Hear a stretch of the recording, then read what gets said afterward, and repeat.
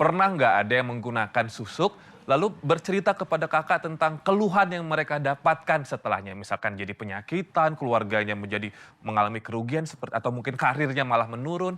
Ada cerita nggak, Kak? Kalau temen sendiri sih belum pernah dengar, tapi ada dari keluarga sendiri, Oh, wow. dari nenek. Itu dulu kan nenek itu penari jaipong, ronggeng gitu ya. Terus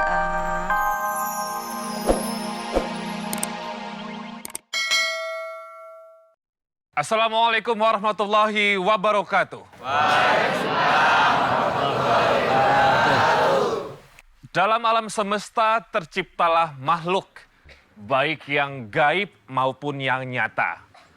Ada yang masih tidak kasat mata dan juga masih banyak yang menjadi rahasia. Program ini akan mengungkap rahasia menjadi sesuatu yang kasat mata. Pemirsa, selamat datang di Rahasia Batin Melampaui Mata Batin. Di program ini kami akan coba membantu para narasumber yang datang ke studio untuk menyembuhkan diri mereka dari penyakit, baik yang medis maupun yang non-medis. Berbicara tentang tema pada malam hari ini, yaitu susuk. Susuk adalah suatu benda yang dimasukkan ke dalam tubuh seseorang dengan bantuan ahli supranatural dengan mantra-mantra. Yang pasti dengan tujuan untuk menambah daya tarik dari manusia yang memakainya. Lalu bagaimana pendapat dari Ustadz Danu tentang perbuatan yang tidak terpuji ini? Pemirsa, langsung saja kita bertemu dengan Ustadz Danu. Assalamualaikum Pak Ustadz. Waalaikumsalam warahmatullahi wabarakatuh. Sehat Pak Ustadz. Alhamdulillah.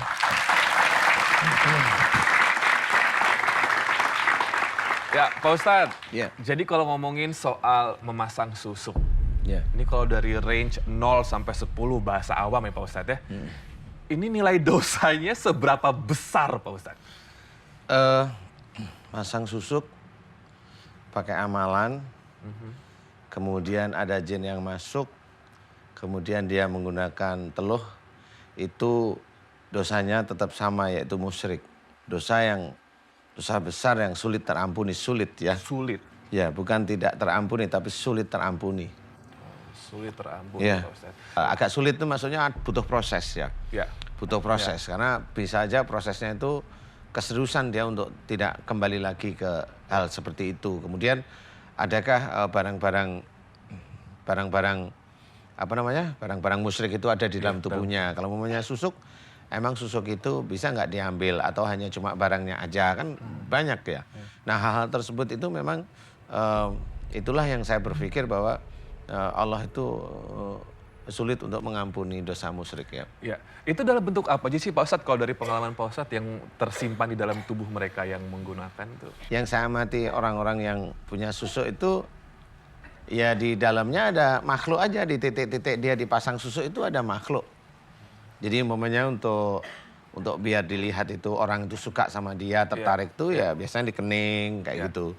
Biasanya kalau umpamanya orang tertarik lewat mata, nanti di atas mata kayak seperti itu. Kalau orang itu tertarik dengan cara bicaranya dia, nanti dipasang di bibir seperti itu. Itu jadi kayak ada jarum gitu ya Pak Ustadz. Berlian, itu betul ya Pak Ustadz? Emas. Ya setahu saya itu maharnya ya. Oh. Mahar itu untuk apa ya namanya?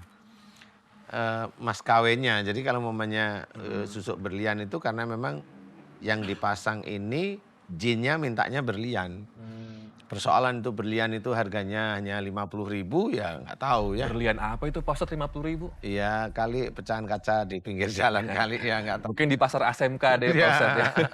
Untuk hiasan. Nah Pak Ustadz, ini permasalahannya konon katanya pelaku dunia hiburan seperti artis, selebritis itu katanya sih dekat dengan susuk. Iya.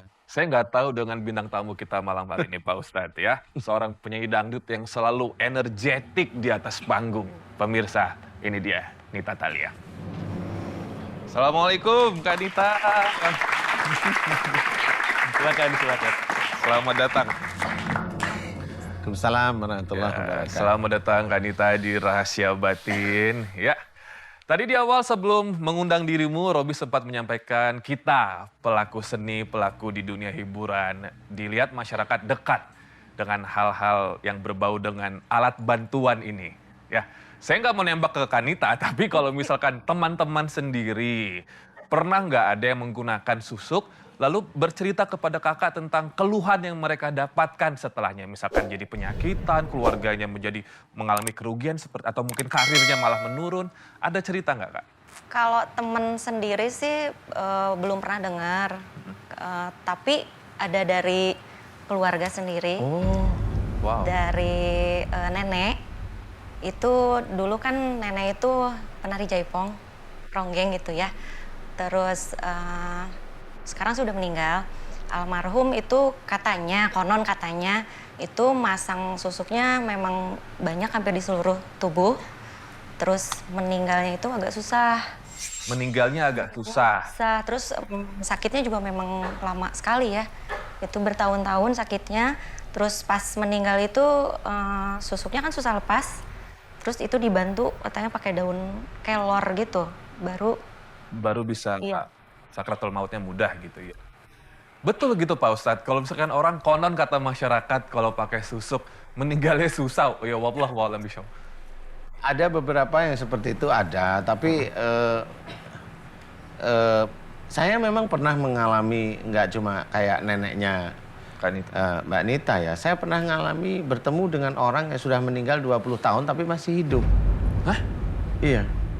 Jadi itu setelah ketemu dengan saya baru dia mati. Seorang perempuan. Jadi dia memang nggak makan. Memang sehari-harinya orang itu nggak makan nasi, nggak makan ini. Makanya hanya kemenyan, bunganya kayak gitu. Saya nggak tahu waktu itu. Nah waktu mati, di otopsi memang jantungnya itu udah kering. Sudah kering. Jadi memang orang ini sudah mati sejak lama. Itu saya pernah ngalami sekali ya itu sekali. Nah biasanya itu dari ilmunya, yang gerakin itu ilmunya memang. Kita sekarang bertemu dengan narasumber pertama kita Pak Ustadz, yang katanya ketika ada kabar atau melihat orang meninggal Pak Ustadz, dia juga mau ikutan meninggal. Dan ini berkali-kali terjadinya. Langsung saja, ini narasumber pertama kita. Assalamualaikum, permisi. Ya silakan Mbak, masuk. Halo, siapa namanya? Oh, udah lemas ya. Pakai mikrofonnya ya. Di sebelah sini boleh. Ya, boleh pakai mikrofonnya. Ya. Namanya siapa? Nama saya Dede Maria. Di dekat mikrofon. Dede Maria dari Jakarta. Mbak Dede, usia berapa Mbak Dede? 32 tahun. 32. Tadi betul katanya kalau ada yang meninggal, bawaannya jadi seperti ikut meninggal gitu. Iya, betul. Bagaimana ceritanya? Saya salam dulu boleh? Ya, boleh. Ya, Assalamualaikum warahmatullahi wabarakatuh. Waalaikumsalam. Saya mengalami dari meninggal itu sebenarnya dari kecil. Setiap ada orang meninggal itu saya takut, jadi terasa kayak mau meninggal. Jadi kayak misalkan lihat sosok itu kayak nyawanya mau diambil. Sampai saudara saya meninggal pun saya nggak berada di rumah, saya tinggal di tetangga karena saking takut. Nah setiap ada kurung batang, saya selalu kabur. Itu waktu saya kecil. Cuman parahnya itu saya di tahun 2006, saya takut gila gitu. Terus bawaannya tuh maunya pukul orang, galak sama orang. Setelah itu saya diruqyah. Karena saya pengen sembuh, saya diruqyah sama teman saya.